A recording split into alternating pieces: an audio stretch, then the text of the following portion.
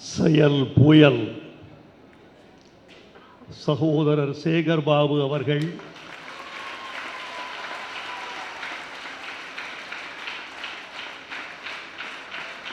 உங்களை கரவொலி செய்ய சொன்னார்.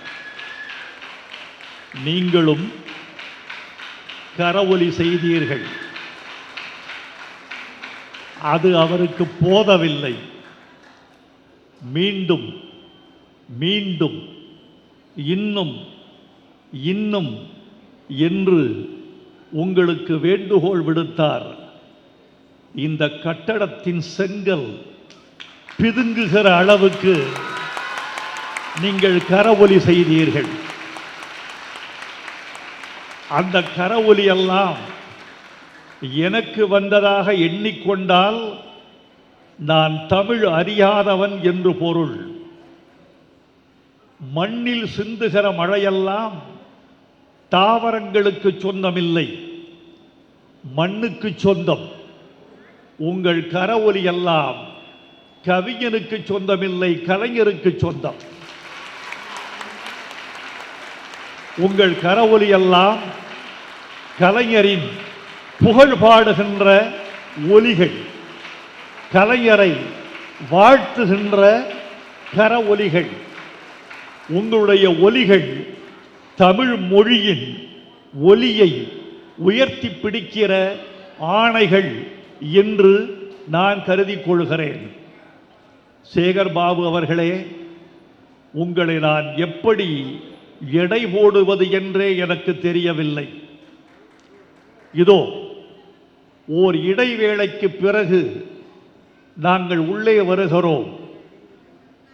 அதே வெளிச்சம் மாறவில்லை, அதே வாழ்க குரல்கள் ஓயவில்லை, அதே கரவொலி தேயவில்லை, அதே உற்சாகம் குறையவில்லை, அதே எழுச்சி மறையவில்லை.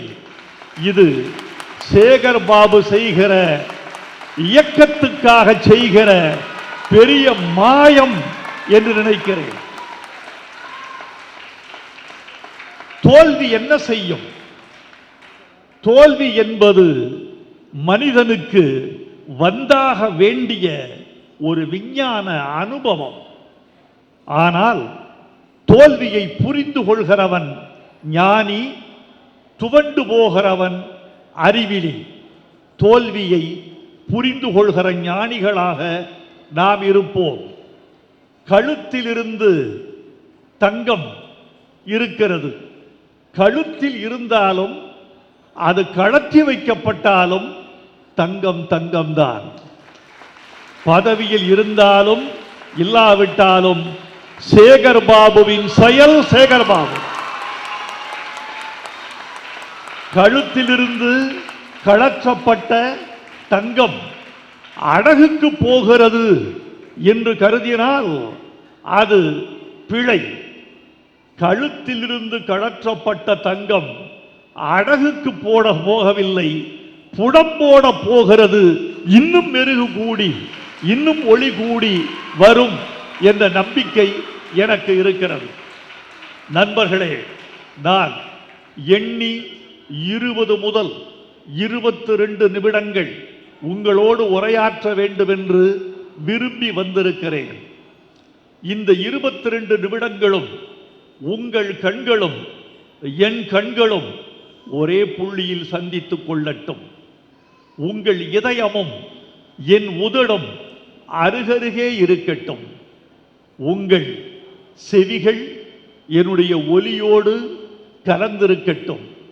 உங்கள் கை தொலைபேசிகள் மூடப்பட்டிருக்கட்டும், காதுகள் திறந்திருக்கட்டும். உங்களோடு மனம் விட்டு சில செய்திகளை உரையாட வேண்டும் என்று விரும்புகிறேன். நண்பர்களே, கலை என்ற சொல் தமிழில் மிக பழையது. கலைஞன் என்ற சொல் தமிழில் மிக பழையது. அதுவே அன்விகுதி அல்லாமல் அருவிகுதி போட்டு கலைஞர் என்று சொன்னாலும் அந்த சொல் 2000 ஆண்டுகளாக தமிழில் தமிழ் நெடுங்கணக்கில் கையாளப்பட்டு வந்த சொல். இந்த பழைய சொல்லுக்கு 20ஆம் நூற்றாண்டில் ஒரு புத்தம் புதிய மின்சாரத்தை பாய்ச்சியவர் கலைஞர். அதுவரைக்கும் இல்லாத பொருள், அதுவரைக்கும் இல்லாத வேகம், அதுவரைக்கும் இல்லாத உயரம், அதுவரைக்கும் ஆளப்பட்டிராத சொல் கோவை. கலைஞர் என்ற தனி மனிதனால் அந்த சொல்லுக்கு பெருமை உண்டானது. கலை என்று சொல்லி பாருங்கள், அதில் பெரிய எழுச்சி இல்லை, ஒரு பொருள் அவ்வளவுதான். கலைஞர் என்று சொல்லி பாருங்கள், நாதசுர கலைஞர், இசைப்பாட்டு கலைஞர், வாய்ப்பாட்டு கலைஞர், கல்கலைஞர், சொல் கலைஞர் என்று கலைஞர் என்பது பொது சொல்லாக பயன்படுத்தப்பட்டு வந்தது. ஆனால் கலைஞர் என்றால் திருக்குவளையில் முத்துவேலருக்கு மகனாக பிறந்த மு. கருணாநிதி என்ற ஒருவரை மட்டும்தான் குறிக்கும் என்று தமிழ்நாடு பொருள் கொள்ளப்பட்ட பிறகு அந்த சொல்லுக்கு வந்த அடர்த்தி, ஆண்மை, பொருள், செறிவு, திட்பம், நுட்பம் எல்லாம் அதிகம். இன்று 103வது பிறந்த நாளை சேகர் பாபு அவர்கள் இந்த மன்றத்தில் கொண்டாடி கொண்டிருக்கிறார். நீங்களெல்லாம் நினைத்துக் கொண்டிருக்கிறீர்கள் கலைஞருக்கு புகழ் சேர்க்க வந்திருக்கிறோம் என்று. அப்படி நினைத்தால் அது ஒரு மனப்பிழை என்று நான் கருதுகிறேன். கலைஞருக்கு புகழ் சேர்ப்பதற்காக இந்த விழா இங்கு நிகழவில்லை. நமக்கு நாமே அவர் பெயரை சொல்லி எழுச்சி ஊட்டுக் கொள்வதற்காக வந்திருக்கிறோம் என்பதுதான் உண்மை. அவர் பெயர் ஒரு வெற்றி, அவர் பெயர் ஒரு சரித்திரம், அவர் பெயர் ஒரு ஆறுதல், அவர் பெயர் ஒரு வியூகம், அவர் பெயர் எதிர்காலத்திற்கான வழிகாட்டுதல் என்று கருதி கொண்டால் அவரை நீங்கள் புரிந்து கொள்வது இந்த நேரத்துக்கு பொருத்தமாக இருக்கும் என்று நினைக்கிறேன். இந்த இயக்கம் காணாத தோல்வியா? இயக்க தலைவர்கள் காணாத பின்னடைவா? இல்லை. என் நண்பன் ஒருவன் நன்றாக சொன்னான், ரப்பர் மரத்துக்கு ரணங்கள் புதிதல்ல. ரப்பர் மரத்தினுடைய குணமே அது அறிவாளால் கீறப்படுவதுதான், வெட்டப்படுவதுதான். வெட்டுகிற பள்ளத்திலிருந்து ரப்பர் பால் வழிந்து வந்து பாத்திரத்தில் நிறையும். ரப்பர் மரத்தை வெட்டினால்தான் ரப்பர் பால். அந்த ரப்பர் பால் தான் நாம் பயன்படுத்துகிற பொருள்களுடைய கச்சா பொருள். எனவே ரப்பர் மரம் இந்த இயக்கம் ரப்பர் மரத்துக்கு ரணங்கள் புதிதல்ல, அது இருந்தால்தான் அது பால் வெடிக்கும் என்று நான் உறுதியாக நம்புகிறேன். நண்பர்களே, இந்த நேரத்தில் என்னுடைய ஆதங்கம் ஒன்றை உங்களோடு பகிர்ந்து கொள்ள வேண்டும் என்று விரும்புகிறேன். திமுக கூட தோற்கலாம், முத்துவேல் கருணாநிதி ஸ்டாலின் தோற்றிருக்க கூடாது. நிலா தேயலாம், வானம் தேய்ந்து விடக்கூடாது. காற்றில் ஈரப்பதம் குறையலாம், கடலில் ஈரப்பதம் குறைந்திருக்க கூடாது. இதுதான் என்னுடைய ஆதங்கம். நன்மை செய்து தீமை வாங்கும் இதயம் கேட்பேன் என்று கண்ணதாசன் ஒரு பாடலில் எழுதியிருக்கிறார். அந்த இதயம் எதை கேட்கிறது? ஓர் இதயத்தை கேட்கிறது. அது எதை தாங்குகிற இதயம்? தீமையை தாங்குகிற இதயம். தீமை செய்து தீமை தாங்குகிற இதயத்தை கவிஞன் கேட்கவில்லை, நன்மை செய்து தீமை வாங்குகிற இதயத்தை கவிஞன் கேட்கிறான். நன்மை செய்தார், தமிழ்நாட்டுக்கு நன்மை செய்தார், தொண்டு செய்தார், இரவு பகலாக உழைத்தார். கொளத்தூர் தொகுதியை இது தமிழ்நாட்டின் ஒரு தொகுதியா, சிங்கப்பூரின் ஒரு பகுதியா என்று கேட்கும் அளவுக்கு மாற்றி வைத்தார். அவர் தோற்கடிக்கப்பட்டார் என்றால் தமிழச் சாதியின் நன்றி உணர்ச்சியின் மீது நமக்கெல்லாம் சந்தேகம் வருகிறது. நண்பர்களே, அந்த தோல்வி ஒரு தோல்வி அல்ல. மே 4 ஒரு நாள் மட்டும்தான் தளபதி ஸ்டாலின் தோற்றிருக்கிறார். அந்த தொகுதி மக்கள் 365 நாளும் தோற்கடிக்கப்பட்டு கொண்டிருக்கிறார்கள்.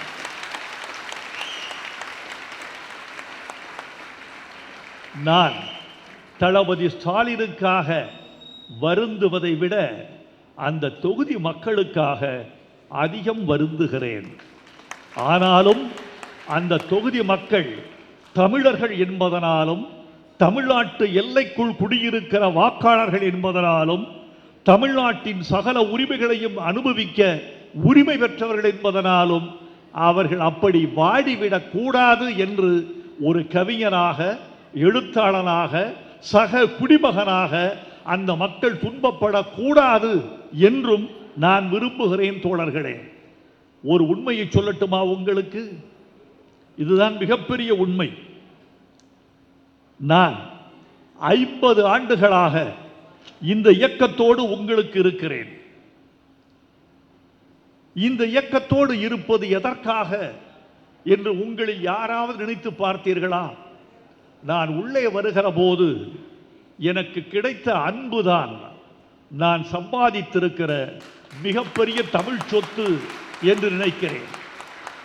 என் மீது உங்களுக்கு எவ்வளவு பெரிய ஆசை, எவ்வளவு பெரிய அன்பு, நம்பிக்கை. ஒன்றை சொல்ல வேண்டும் என்று ஆசைப்படுகிறேன். இந்த இயக்கத்தில் 50 ஆண்டுகளாக நான் உடன் இருக்கிறேன். வெற்றியிலும் தோல்வியிலும் பக்கத்தில் இருக்கிறேன். கழுத்துக்கு மாலை வந்தாலும், கழுத்துக்கு கத்தி வந்தாலும் அருகில் இருந்து நான் காக்க முயன்றிருக்கிறேன், அல்லது தோளுக்கு மாலையை நான் மதித்திருக்கிறேன். பதவிக்காகவா, பணத்துக்காகவா, மந்திரி பதவிக்காகவா, சட்டமன்ற உறுப்பினருக்காகவா, ஒரு நாடாளுமன்ற உறுப்பினருக்காகவா? இவையெல்லாம் எனக்கு சரியாக வராது என்று தெரிந்தவன் நான் மிகவும் மதிப்பது எனது சுதந்திரத்தை. என் சுதந்திரத்தின் கழுத்துக்கு கத்தி வைக்கிற எதையும் நான் ஆராதிப்பதில்லை. தமிழ் எனக்கு கொடுத்த சுதந்திரத்தை மட்டும்தான் நான் பெருஞ்செல்வமாக கருதுகிறேன். ஆனாலும் கலைஞர் என்றால் எனக்கு காதல், தளபதி என்றால் ஓர் அன்பு, உதயநிதி என்றால் ஒரு பாசம், சேகர் பாபு என்றால் ஒரு நம்பிக்கை.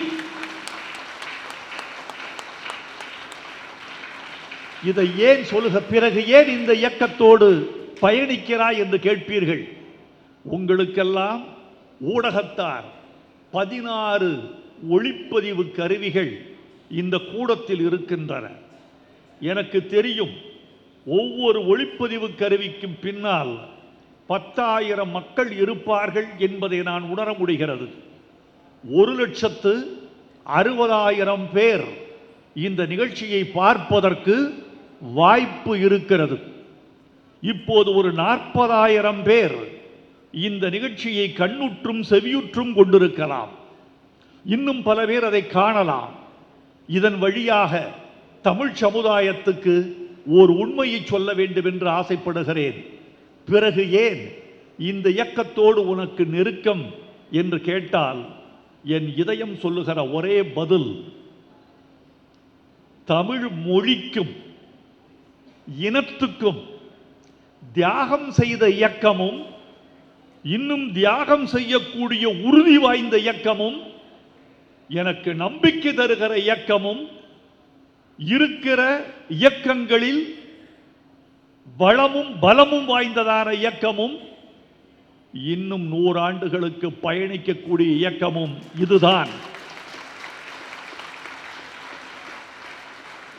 என்ற நம்பிக்கையோடு நான் என் தமிழை அழைத்து கொண்டு இவர்களோடு உரையாடி கொண்டிருக்கிறேன். நான் நேசிக்கிற தமிழ் உங்களிடமும் இருக்கிறது. உங்களிடம் உள்ள தமிழை நானும் நேசிக்கிறேன். ஒடுக்கப்பட்ட பகுதியிலிருந்து வந்தவன் நான். ஒடுக்கப்பட்ட மக்களுக்கு உங்கள் இயக்கம் காட்டுகிற உறுதியும் அன்பும் என்னையே மீட்டெடுப்பதாக தோன்றுகிறது என்று நான் உறுதிப்படுகிறேன். பெரியாரும் பேரறிஞர் அண்ணாவும் கலைஞரும் அதன் வழியே இன்றிருக்கிற தளபதியும் பாடுபட்டு கொண்டிருக்கிற இந்த இயக்கம் தமிழுக்கு இன்னும் நம்பிக்கை உள்ள இயக்கம், தமிழர்களுக்கு இன்னும் நம்பிக்கை உள்ள இயக்கம் என்ற உறுதியான வேர்வையில் நான் பாடிக்கொண்டிருக்கிறேன்.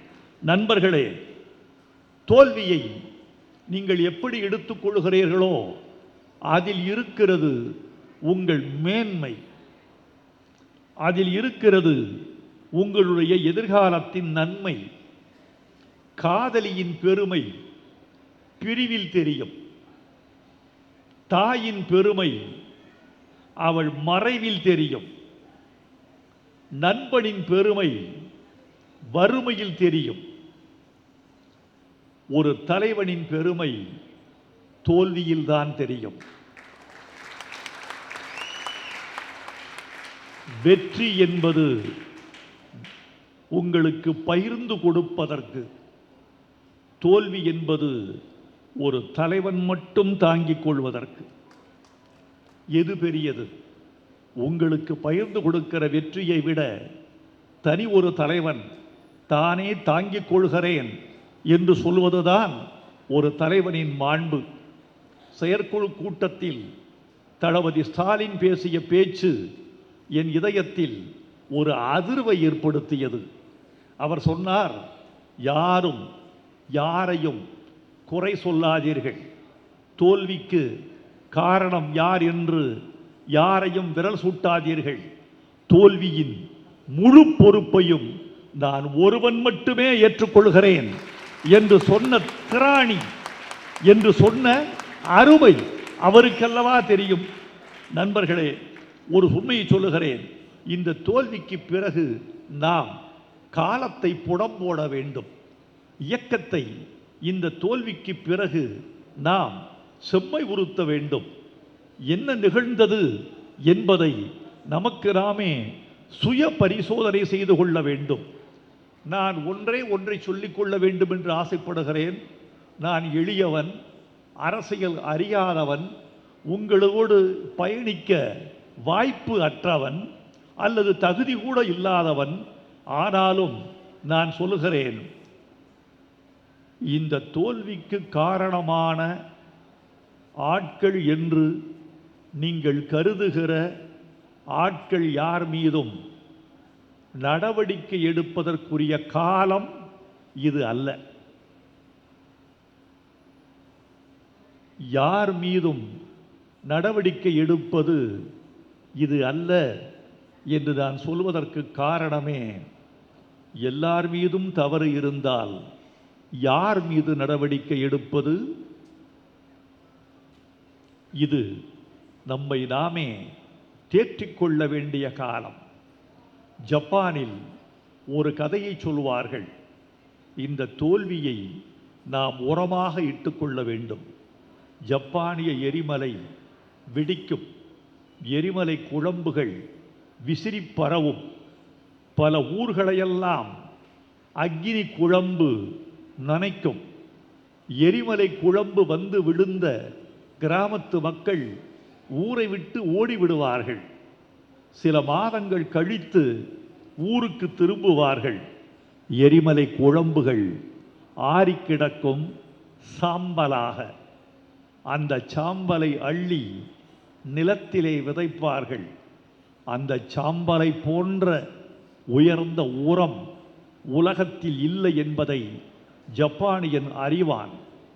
அந்த சாம்பலை நிலத்தில் விதைத்த பிறகு சாகுபடி செய்வான். ஒரே ஒரு விளைச்சலில் 3 மடங்கு சாகுபடி காணக்கூடிய வலிமை அந்த சாம்பலுக்கு உண்டு. அந்த சாம்பல் தான் இந்த தோல்வி, அந்த விவசாயி தான் நீங்கள், அந்த விளைச்சல் தான் எதிர்காலத்தில் நீங்கள் காணப்போகிற வெற்றி என்று நீங்கள் கருதி கொள்ள வேண்டும். இதுதான் மக்களை அதிகமாக சந்திக்கிற காலம் என்று நான் உறுதியாக நம்புகிறேன்.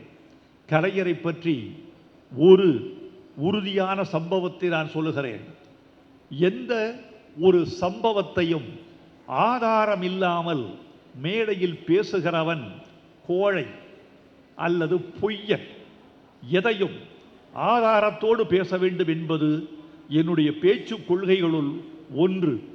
இப்போது நான் சொல்லப்போகும் சம்பவத்திற்கு மிகப்பெரிய ஆதாரம் உண்டு. அந்த ஆதாரம் யார் என்றால் நான் தான். கண்கண்ட சாட்சி, செவியுற்ற சாட்சி நான் தான். பக்கத்தில் இருந்து பார்த்தவன் நான் தான். ஒரு முதலமைச்சராக இருக்கிறார் கலைஞர். ஒரு கூட்டம் முடிகிறது. அப்போது ஆலிவர் ரோட்டில் அவர் குடியிருந்தார். அமைச்சர்கள் கார்கள் பின்தொடர ஆலிவர் ரோடு இல்லத்துக்கு மாலை 5 மணிக்கு வருகிறார். அங்கு சிறிது ஓய்வெடுத்து விட்டு பெரியார் திடலுக்கு செல்ல வேண்டும் என்பது அடுத்த நிகழ்வு. பெரியார் திடலில் ஆசிரியர்கள் மாநாடு. அப்போது ஒரு தகவல் வருகிறது, ஆட்சி கலைக்கப்பட்டு விட்டது என்று. அப்போல்லாம் இமெயில் கிடையாது, ஃபேக்ஸ், தொலை நகல். இது மின்னஞ்சல், அது தொலை நகல். அந்த ஃபேக்ஸில் அந்த செய்தி வருது, ஆட்சி கலைக்கப்பட்டு விட்டது என்று. உடனே அந்த இடத்தின் மொத்த வானிலை மாறிவிட்டது. சொற்கள் மறைந்து விட்டன. மகிழ்ச்சி உறைந்து விட்டது. சற்றே வெளியே பார்த்தேன். எந்த காரிலும் தேசிய கொடி இல்லை, கட்சி கொடி பறக்கிறது. ஒரு அமைச்சர் சொல்கிறார், வேணாண்ணே, இந்த மக்களுக்கு இவ்வளவு பாடுபட்டு கடைசியில் என்னத்தை கண்டிங்க, இந்த கூட்டத்துக்கெல்லாம் போக வேண்டாம்னே, கொஞ்சம் டீ சாப்பிட்டு ஓய்விடுங்கண்ணே. ஒரு அமைச்சர் சொல்லுகிறார், பெயர் தெரியும், ஆனால் இப்படி சொன்ன அமைச்சருக்கு புகழ் வராது என்பதனால் அவர் பெயரை நான் இதயத்தில் பத்திரப்படுத்தி வைத்துக் கொண்டிருக்கிறேன். கலைஞர் சொன்னார், என்னது கூட்டத்துக்கு போக வேண்டாமா?